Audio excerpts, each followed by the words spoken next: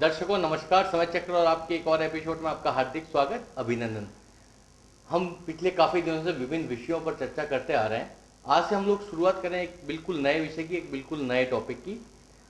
जो 7 ग्रह हैं और 2 उनकी जो छाया ग्रह हैं, राहु और केतु, ये 7 ग्रह हमारे जीवन पर किस तरह से प्रभाव डालते हैं, किस तरह से हमारी कुंडली को प्रभावित करते हैं, किस तरह से हमारे जीवन को प्रभाव देते हैं।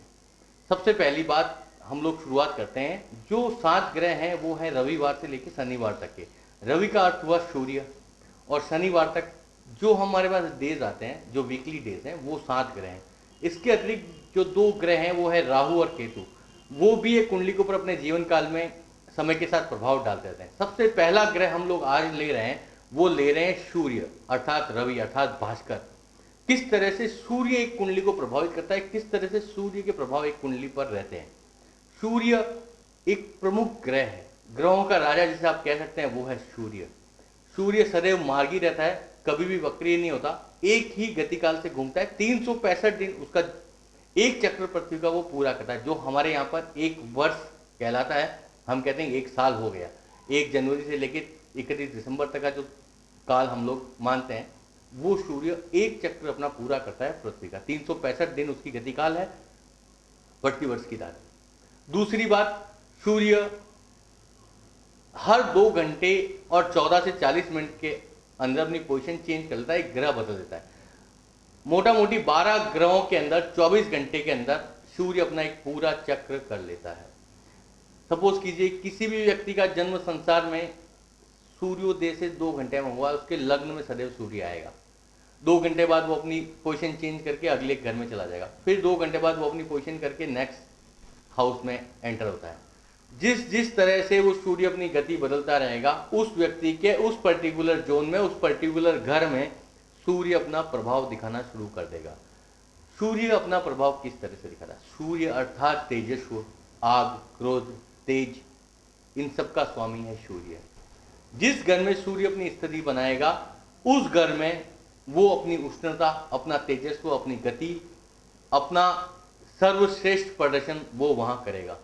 रात्रि को जो लोग जन्म लेते हैं, उनके प्रभाव क्षेत्र से अगर अपन जोड़ेंगे, तो जो दिन को जो जातक जन्म लेते हैं, उनका क्रोध, उनका विकास, उनका तेजस्व कंपेरेटिवली ज्यादा होता है रात को जन्म लेने वाले जातकों से। ये एक एस्ट्रोलॉजिकल टास्क हो गई, थोड़ा सा आपको समझ में मुश्किल से आएगा। इजी गोइंग अपन इस बात को आगे बढ़ाते हैं। सूर्य किस तरह से एक घर को प्रभावित करता है? सपोज कीजिए आपका जन्म सुबह 6 बजे, 5:30 बजे से 8 बजे के बीच में हुआ है। जिस दिन भी उस शहर का सूर्योदय हुआ है, वहां से हुआ है। करीब 2 घंटे तक वो लग्न में रहता है। प्रत्येक व्यक्ति के संसार में कोई भी व्यक्ति कहीं भी पैदा हुआ, सूर्योदय से 2 घंटे तक की उसकी पोजीशन सूर्य की लग्न में रहती है।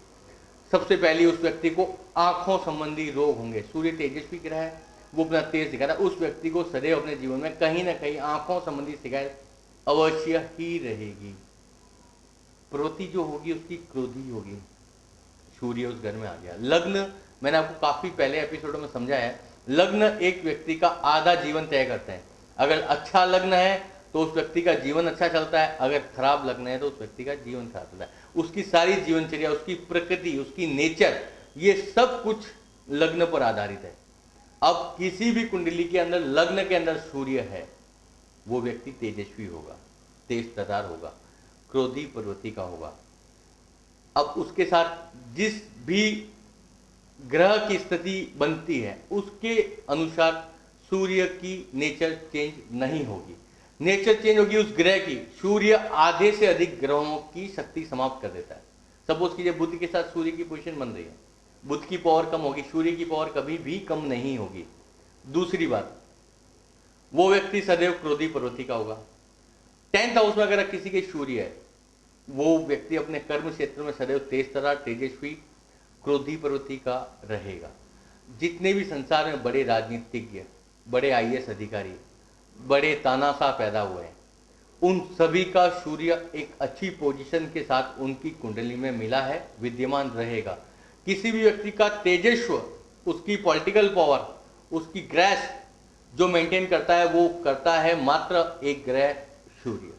अगर उसके साथ कोई भी दूसरा ग्रह सपोर्ट में आ जाता है, पॉजिटिव चला जाता है, वो व्यक्ति अपने कार्य क्षेत्र में, अपनी लाइफ में सदैव एक्स्ट्रा ऑर्डिनरी रिजल्ट लेता है, एक्स्ट्रा ऑर्डिनरी रिजल्ट देता है।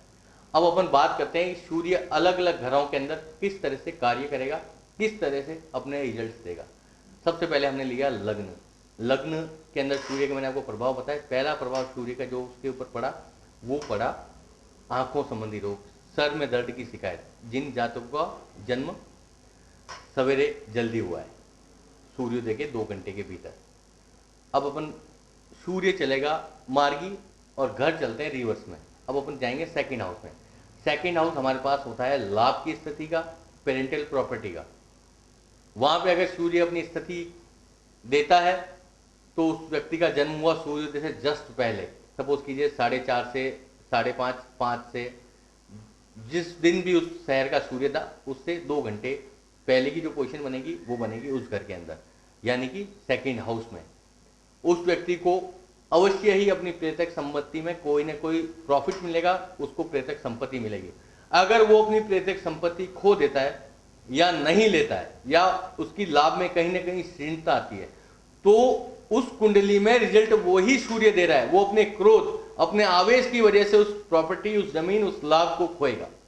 अगर सूर्य की पोजीशन अच्छी नहीं है, नीच का हो जाता है या किसी वजह से अपनी पोजीशन चेंज कर लेता है तो उस कुंडली के अंदर वो अपने जो रिजल्ट सूर्य देगा वो देगा नीच के, गलत रिजल्ट दे देगा। वो आदमी सही पॉइंट पे पहुंचा हुआ अपने क्रोध की वजह से उसको खराब कर देगा।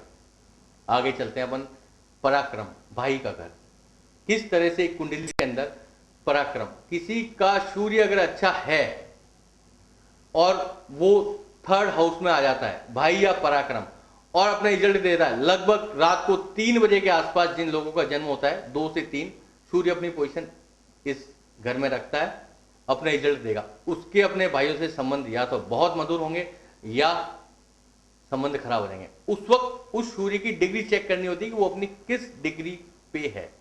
इसी सूर्य को हम आगे बढ़ाएंगे अगले एपिसोड में। दर्शकों देखते रहिएगा निरंतर।